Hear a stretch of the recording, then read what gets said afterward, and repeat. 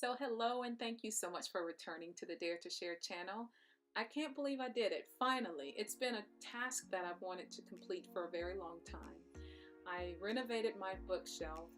The ones that I did have, a friend of mine from a local library gave them to me, and they worked for quite some time. When I moved, I had to take all of those books down from the shelving unit that she gave me, and even though it worked for a moment, for a little while, as Sage began to collect and accumulate books as well, I knew that I needed to come up with a different system. Now I know this looks like a lot, but it's really not, because I had help to get it all straightened out.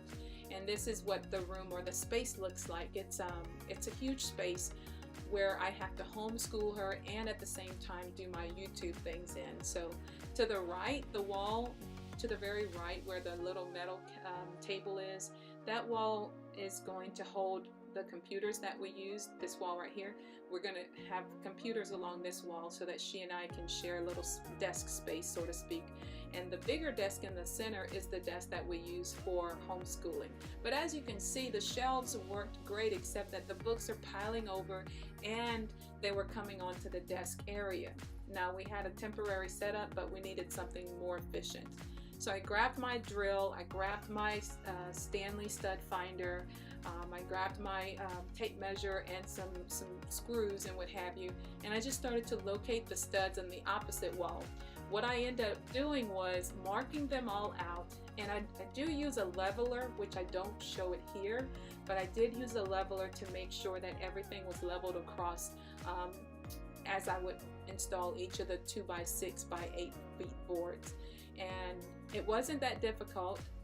When it came to deciding on the hardware, it was very easy. I knew that I wanted something that would kind of give like an off color to the wall. So I went with the dark colored shelf hardware. I did not use the screws that came in the packet. Instead, I opted for a 3-inch screw into the stud to maximize the amount of weight that I can put on each shelf. After I've completed 5 shelves up, that would give me a lot of space, and I'm using all of that vertical space now, and I'm not wasting any space in this area. I really liked how it turned out.